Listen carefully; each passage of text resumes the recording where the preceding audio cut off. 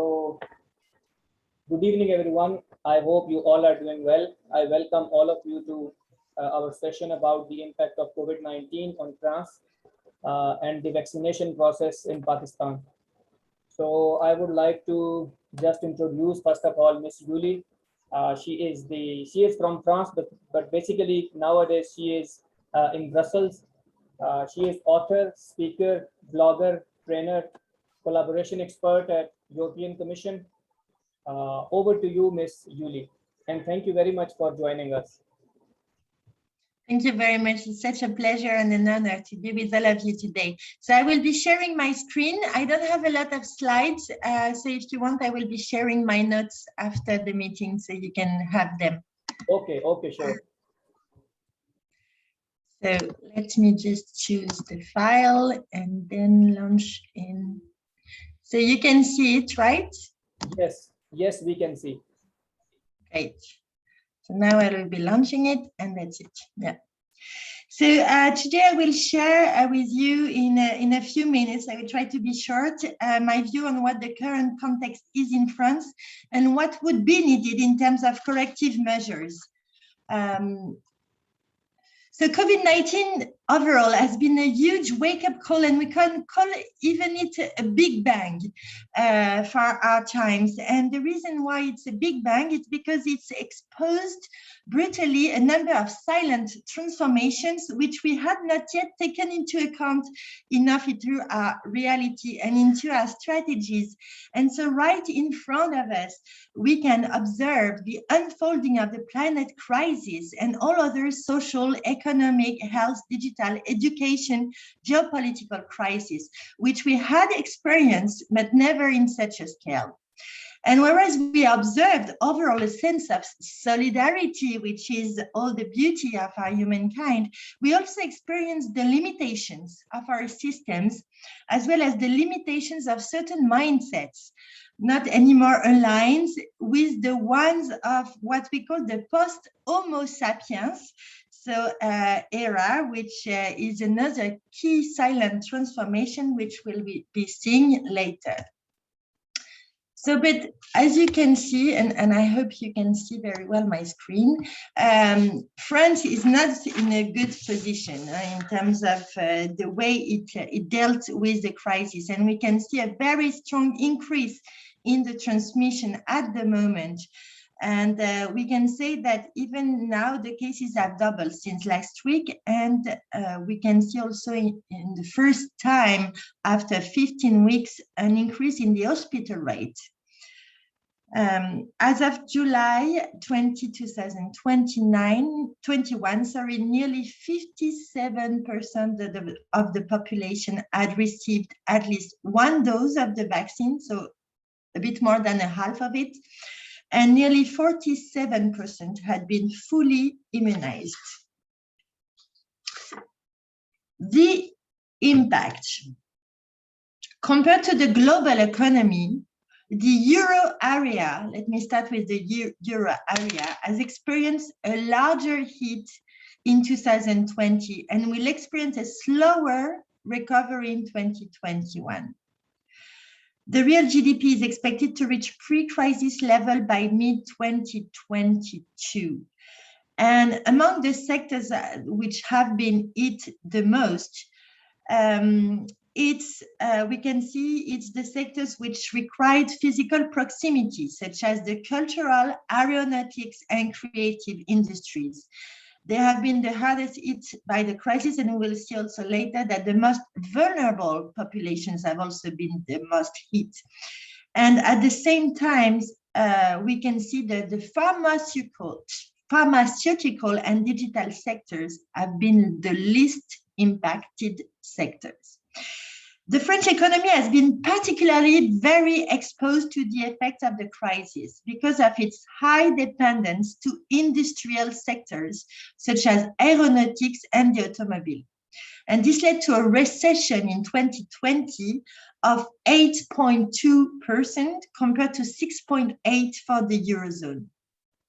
In terms of unemployment, Hires fell 26.9%.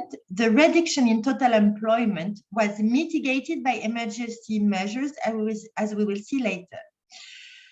In addition, market services, which accounted for 50% of the salaried employment at the end of 2019, suffered most of the job description.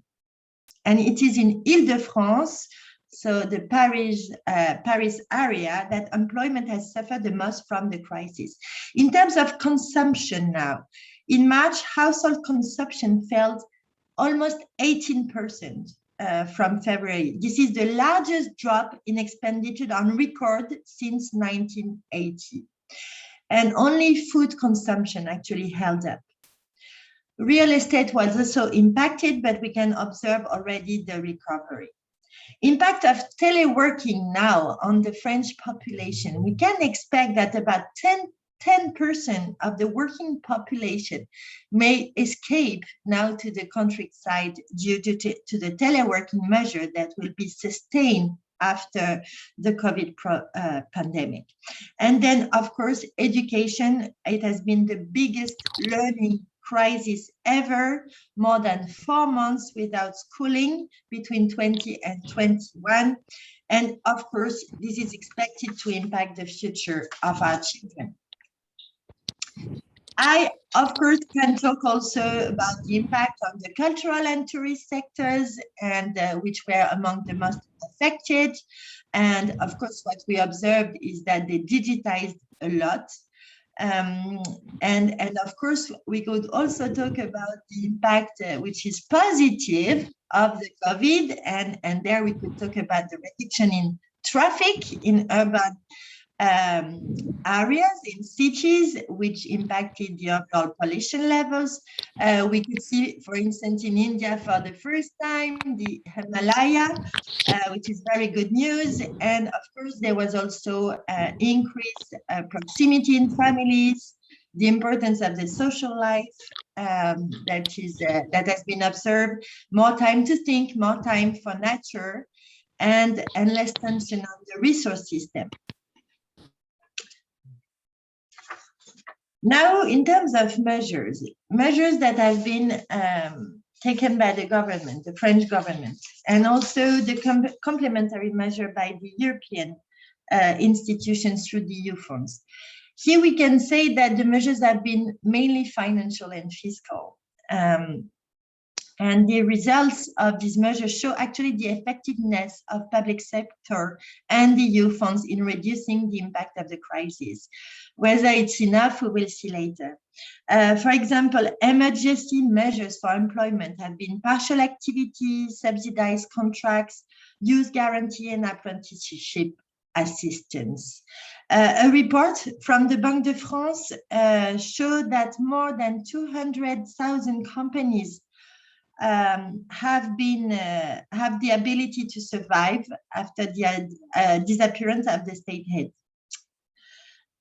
According to this study, 6% of the companies studied are in a challenging financial situation without their economic viability being called into question. And overall, the results actually are positive. 26% of the companies will have reduced their debt and improve their cash flow between June and January 2021.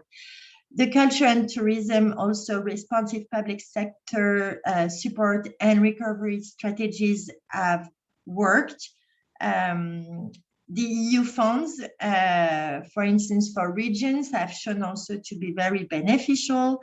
On the health front, there's nothing really much important to say, except the potential mistake with the permission forms in France and a very centralized approach, which probably impacted the trust in, notably in the countryside.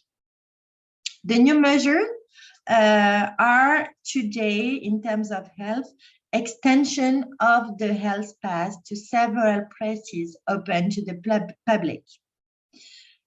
So you probably heard also about the health, the health protest. I mean the health pass protest over the weekend, which gathered around 160,000 people in the streets, which is far less than the Gilets jaunes. I mean, if you heard about the Yellow Vest movement in France, which was also a protest which took place in 2018 and 2019, and where the figure was much higher by comparison, it's 1 out of 10. Strategic measures. You interrupt me if you have any question or if you want to stop on the impact so far. I continue? Yes. So yes, please.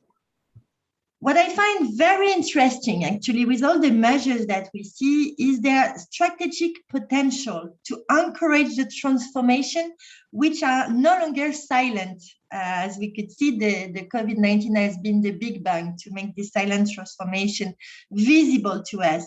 And thanks to this COVID wake up, we could probably learn from history that after the big bang, we need to redefine everything. It's almost compulsory, and this is what we learned from the previous Big Bang, let's say, in our history. So these measures, they have clearly the potential to accelerate the green agenda, which is very much needed to fight the planet emergency. And some of the strategic measures we could observe, but it's never enough, is the digitalization of culture, e-commerce, e-banking. All of this is going in the right direction. And there are also some examples of, for instance, strategic measures such as the rescue of Air France KLM, which is another, I mean, you probably know the airline. And thanks to this rescue of 0.8 billion in 2020, the government insisted that airline will have to have its emission by passenger reduced. So it's also a very strategic measure when you give money and at the same time you request major changes. And of course, we can only encourage other types of measures than fiscal and financial measures, which can potentially have the impact of increasing the wealth of the richest, but making the vulnerable poorer and poorer. And that's what we observed actually with this crisis, is that the main populations hit by the COVID have been the most vulnerable. And it's also the case in France, which confirmed, of course, that inequality is systemic. And that's the reason why we need to see at transforming even more our systems through the different measures that we could observe already. And so in order to avoid that we have an increase of inequality in society, we will see that we have some measure to take, but just some figures I want to share with you. The unemployment rate is 17.7% among the 15-25-year-old population. And by way of comparison, it's only 7% between 25 and 49-year-olds. So clearly the younger population is the most affected by this crisis in terms of unemployment. Millions of women have been forced to leave the workforce. The increase in domestic and and partner violence has been also very visible, with an increase of nearly 60%. We could see also that the privileged population that was the student before is no longer prioritized in a crisis like this. They were probably they suffered the most from the different lockdowns. And of course, there's a lot of pressure on the parents, and the young children also have been very affected by this crisis and not protected enough. Another crucial point of vigilance that I wanted to share with you is that I introduced it before in my introduction, is the fact that we are in the post Homo sapiens era. Most of us human beings, sorry for that, most of us human beings have evolved and are eager to transcend our limits. We call ourselves the enhanced. Humans, the enlightened human beings. And because of that, I think more than ever, our governments need to adapt to the new population. And we can see, for instance, that the current health protests in France have been against the totalitarian, dictatorial, and anti-freedom approach of our government leaders. So more than ever, it's more important to change the way we do democracy, to change the way we take decisions at government levels. Otherwise, we may see an increase in the number of angry people. People who want to take part in the decision making will transform into radicals against the government if we don't do anything.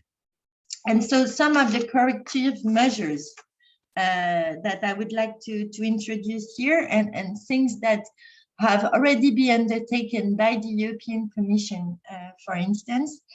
Think in terms of essential and dynamic balances. We need to push dialectical thinking. The very notion of certainty and stabilities, as well as efficiency, show their shortcomings.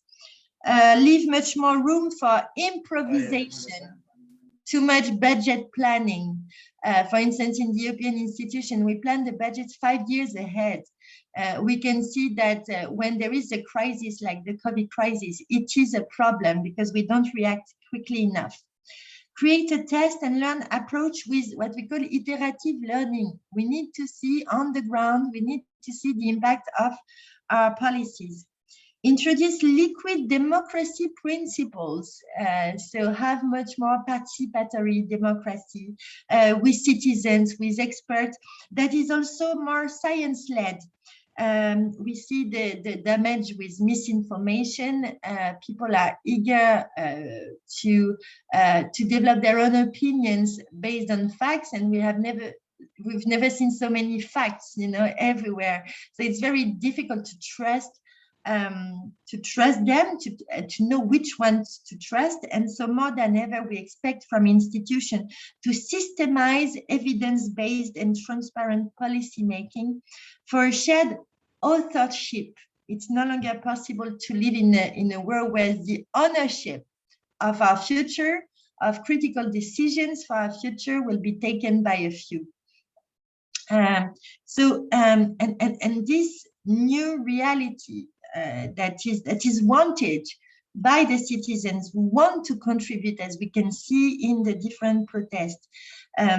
It will work if it's organized around the commons, what we call the commons that we discussed through the impact we could see at the beginning, the future of tourism, education, digital, health, even the ocean. We have to understand that when we compartmentalize issues, we make it impossible afterwards to realign. So we need to group them from the start and with the citizens. And I wanted to share with you just a very small joke that we say in France concerning the vaccines, because as I told you, the campaign is not proving enough good results. There is this joke in France that we say that if you want French to be vaccinated, just tell them that they can't, and they will. It shows you the sort of radical mindset of our citizens. And to finish, I want just to finish with a question. Do you think there will ever be a way out to this pandemic? Do you think that there will ever be a straight line at the end of all this chaos? No, my answer actually is no. We have to evolve our mindsets and behaviors to the new reality which has emerged, accept the ambivalence, the complexity, the instability, and the uncertainty of our worlds, and act like nature. We need to act like nature, and we need to equip the new generation to the new challenges of our times.